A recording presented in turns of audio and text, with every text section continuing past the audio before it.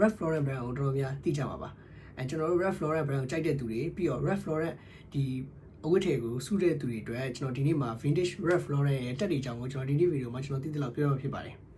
အားလုံးမင်္ဂလာပါ main vlog ကြိုဆိုပါရစေ Ralph Lauren brand ဆိုတာကကျွန်တော်တို့ဒါ casual wear တွေကိုအဓိကထုတ်တဲ့ brand တွေဖြစ်ပါတယ်တော်တော်များ shirt အင်ဂျီတွေပိုလို shirt တွေအဓိကပိုလို shirt ပေါ့နော်တော်တော်များသိကြတဲ့ brand တစ်ခုဖြစ်ပါတယ်ကျွန်တော်ဒီနေ့ဗီဒီယိုမှာတော့Ralph Lauren နဲ့ပတ်သက်တဲ့ကျွန်တော်တက်တွေကဘယ်လို clothing line တွေကိုထုတ်နေတယ်ဆိုတာကိုကျွန်တော်ဒီဗီဒီယိုမှာကျွန်တော်သိသလောက်ပြောပြဖြစ်ပါတယ်ပထမဆုံးအနေနဲ့သူ့ရဲ့တက်တွေကအများများတဲ့အတွက်ကျွန်တော်ကသူတို့ခွဲထားတဲ့အတိုင်းပဲကျွန်တော်ခွဲထားပါတယ်ပထမဆုံးအနေနဲ့3ခုခွဲထားပါတယ်ပထမဆုံးတစ်ခုကတော့ budget ပါသူတို့ပြောတဲ့ budget ပါနောက်တစ်ခုကတော့ mirage ပါတစ်ခုကတော့ high end brand တွေပါ okay အဲ့ဆိုရင်ပထမဆုံးနေ budget တစ်ခုကိုကျွန်တော်အရင်ဆုံးပြောပါမယ် budget line မှာပါကျွန်တော်က tab 3ခုကိုရွေးထားပါတယ်champs ဆိုတဲ့ tab ကိုပထမဆုံးပြောပါပါတယ် champs tab ကတော့တော်တော်များဒါ casual wear တွေကိုထုတ်တဲ့ brand ဖြစ်ပါတယ်သူတို့အနေနဲ့တော့ဒါကိုတော့ high quality လို့သူတို့တော့မဆိုလိုတာဘူးဒါပေမဲ့ low quality လည်းမဟုတ်ဘူးဒါပုံမှန် budget သူတို့ Ralph Lauren ရဲ့ဒါ clothing line တစ်ခုဖြစ်တယ်လို့သူတို့ပြောထားပါတယ်ပထမဆုံးကတော့ champs ဖြစ်ပါတယ်ဒုတိယတစ်ခုကတော့ denim and supply Ralph Lauren ပါ denim ဆိုတဲ့အတိုင်းပဲသူတို့က jean နဲ့ဒါတော်များ wear တွေကိုအဓိကထုတ်တဲ့ line ဖြစ်ပါတယ်denim လည်းထုတ်တယ် wear လည်းထုတ်တဲ့ line တစ်ခုဖြစ်ပါတယ်သူတို့ဆိုထားတဲ့အရာ RIL လို့ဆိုတဲ့ RIL တက်ထက်တော့သူတို့ကlevel တစ်ခုလောက်တော့နှိမ့်နေပေါ့နော် okay အဲ့ဆိုရင်ဒုတိယတစ်ခုက denim and supply Ralph Lauren ဖြစ်ပါတယ်တတိယတစ်ခုအနေနဲ့ကတော့ဒါ main ကလေးတွေအဓိကရွယ်ပြီးထုတ်တဲ့ line ဖြစ်ပါတယ်အဲ့ဒါက Ralph Lauren ဖြစ်ပါတယ်သူကတော့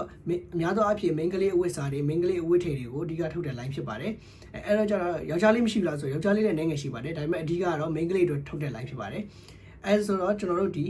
budget line ထဲမှာ၃ခုက champs ရဲ့ denim and supply ရဲ့ပြီးရင် Ralph Lauren ဖြစ်ပါတယ်Okay ဒုတိယတစ်ခုအနေနဲ့ကတော့ mirage line ကိုကျွန်တော်ပြောရမှာ mirage line မှာပါတဲ့တက်တွေကတော့ပထမဆုံးအနေနဲ့ polo sport တက်ကိုပါပါတယ် polo sport တက်ကတော့ကျွန်တော်တို့ street wear culture hip hop culture တွေဒီတော်တော်များဒီလူငယ်တွေကိုကိုစားပြုတဲ့တက်ဖြစ်ပါတယ် polo sport ဆိုတဲ့အတိုင်းပဲပေါ်ပါဝေလို့ရမယ့်ဟာတွေလည်းပါတယ်ပြီးတော့ street wear culture ဟာတွေလည်းပါတယ်တက်ဖြစ်ပါတယ်အဲ့ဒါတော့တော်တော်များမြန်မာနိုင်ငံမှာတွေ့ဦးကြပါပါဒုတိယတက်ကတော့ polo golf တက်ဖြစ်ပါတယ် polo golf ဆိုတဲ့အတိုင်းပဲသူကတော့ဒီ golf နဲ့ဆိုင်တဲ့ accessory golf နဲ့ဆိုင်တဲ့ engine တွေကိုအဓိကထုတ်တဲ့တက်ဖြစ်ပါတယ်နောက်တစ်ခုကတော့ကျွန်တော်တွေ့ရခဲ့တဲ့ RLX Ralph Lauren တက်ဖြစ်ပါတယ်အတက်ကတော့ high tech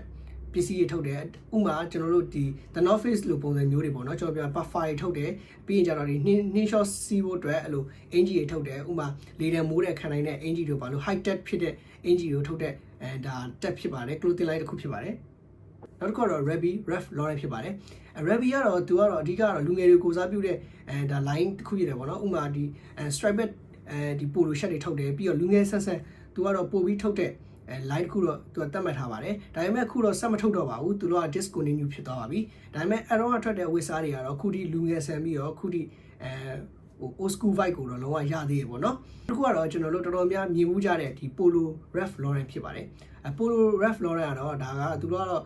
့မျိုးစုံထုတ်တယ်ကျွန်တော်တို့ဒီစုတွေလည်းထုတ်တယ်ကျွန်တော်တော်များမြင်မှုကြတဲ့ဒီ jacket တွေလည်းထုတ်တယ်ဒီလို shirt engine လည်းထုတ်တယ်သူကတော့တော်တော် line စုံတယ်ပေါ့နော်အဓိကသူက main line လို့တော့သူပြောတာတယ်polo Ralph Lauren ရဲ့ဒီတကယ် main line ဖြစ်တယ်ဒီ polo Ralph Lauren ကတော်တော်များထုတ်တဲ့ brand ဖြစ်ပါတယ်ဒါပေမဲ့သူ့ကိုတော့သူတို့ကတော့ဒီလုံးဝ high end နဲ့မှာထည့်ထားမှာမဟုတ်ဒီ mirage တွေမှာပဲထည့်ထားတာဖြစ်ပါတယ်ဒါပေမဲ့ကျွန်တော်တို့အနေနဲ့တော့ဒါ mirage တော့မဟုတ်တော့ပါဘူး align ဆိုရင်တော်တော်ကိုဒါ high end နီးပါးဖြစ်သွားပါပြီ okay အဲ့ဆိုရင်နောက်ထပ်တက်တစ်ခုကျန်ပါသေးတယ် okay နောက်တစ်ခုကတော့ Polo University Ralph Lauren တက်ဖြစ်ပါတယ်အဲ့ကောင်ကတော့85ပေါ့နော်သူက1980ကျော်လောက်ကစပြီးတော့မှထွက်တဲ့ဒါ line ဖြစ်တဲ့အတွက်သူကတော့ဒါ1980လောက်ကကျွန်တော်တို့မြင်မှုကြပါပါ University တွေ1980ကားကြီးမြင်မှုကြပါပါတော်တော်များဒီ Stranger အသင်းထဲမှာတော်တော်များပါတယ်ပေါ့နော်ဒီ85ကပုံစံမျိုးတွေကိုသူအဓိကထုတ်တဲ့line ဖြစ်ပါတယ်သူလည်း casual wear တွေလည်းထုတ်ပါတယ် casual wear မှာ85 casual wear တွေကိုထုတ်တာများပါတယ်နောက်တစ်ခုလာမှာ high end line ဖြစ်ပါတယ် high end line ထဲမှာပထမဆုံးအနေနဲ့ RRL Ralph Lauren ဖြစ်ပါတယ် RRL ဆိုတာကသူ့ရဲ့အရှိရနာမည် Ralph ကိုယူပြီးတော့သူ့ရဲ့အမျိုးသမီးမိန်းမရဲ့အနောက်က Ricky ဆိုတဲ့နာမည်ကိုယူထားတာဖြစ်ပါတယ်အဲကြောင့်မို့ RRL ဖြစ်တာပါပြောမှဆိုရင် Ralph and Ricky Lauren ဖြစ်ပါတယ်သူ့ရဲ့ line ကတော့အဓိကတော့ high end ဖြစ်တယ်ပြီးတော့ကျတော့သူက casual wear တွေလည်းထုတ်တယ်ပြီးတော့ what wear တွေထုတ်တယ် American line ဒီ what wear တွေထုတ်တယ်ပြီးတော့ western pieces တွေလည်းထုတ်တယ်ပေါ့နော်အဓိကတော့သူကဒီ main ကလေးကိုယောက်ျားလေးကိုသူကထုတ်ပေးပါတယ်ဒါပေမဲ့သူကလော high end ဖြစ်ပါတယ်နောက်တစ်ခုကတော့ blacked Ralph Lauren ဖြစ်ပါတယ်ဒီ blacked Ralph Lauren ကတော့တော်များကျွန်တော်သိကြတာတော့ဒီရင်မွေးတွေထုတ်တယ် leather jacket တွေထုတ်တယ်ပေါ့နော်သူကလည်းလုံးဝ high end ဒီလုံးဝ high end ဖြစ်တဲ့ဒီ line တွေမှာပါတယ်ပေါ့နော်နောက်ဆုံးတစ်ခုနေနဲ့ Purple Ralph Lauren ဖြစ်ပါတယ်ဒီခဲရောင်တက်နေတဲ့ Ralph Lauren ကတော့ကျွန်တော်ကတော့လုံးဝမမြင်ဘူးပါဘူးအကောင်တွေကတော့အဓိကတော့ high end ဒီ casual wear တွေဒီ suit တွေ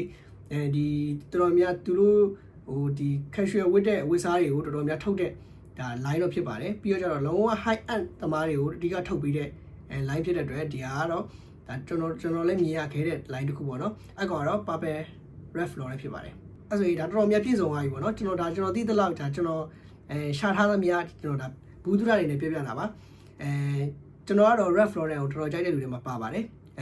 ကျွန်တော်ကတော့ဒီ Purple Ralph Lauren ကိုတော့ဒါမတွေ့ဘူးသေးဘူးပေါ့နော်showroom တွေမှာလည်းကျွန်တော်မတွေ့ဘူးပေါ့နော်ဒီမှာလည်း showroom ရှိတော့ကျွန်တော် showroom တွေသွားကြည့်ရင်တော်တော်များကPolo Ralph Lauren ရှိတယ်ပြီးတော့ Black Ralph Lauren ရှိရပေါ့နော်ဒါပဲရှိရပေါ့နော်โอเคပါကျွန်တော်ဒီနေ့ဗီဒီယိုမှာဒီ Ralph Lauren နဲ့ပတ်သက်ပြီးတော့မှဒါတက်တွေမှာသူတို့တက်တွေမှာဘယ်လို clothing line တွေကိုသွားနေလဲဆိုတာကိုကျွန်တော်အကြံပေးပြပြတာဖြစ်ပါတယ်ကျွန်တော်လေ့လာထားသမျှပြပြတာဖြစ်တဲ့အတွက်အမှားရွေးတစ်စုံတစ်ရာတွေပါသွားရင်ကျွန်တော်ထောက်ပြနိုင်ပါတယ်ဝေဖန်နိုင်ပါတယ်ပြောဆိုနိုင်ပါတယ်โอเคပါကျွန်တော်တို့နောက်ဗီဒီယိုမှာပြန်တွေ့ပါမယ်အားလုံးပဲ peace ပါ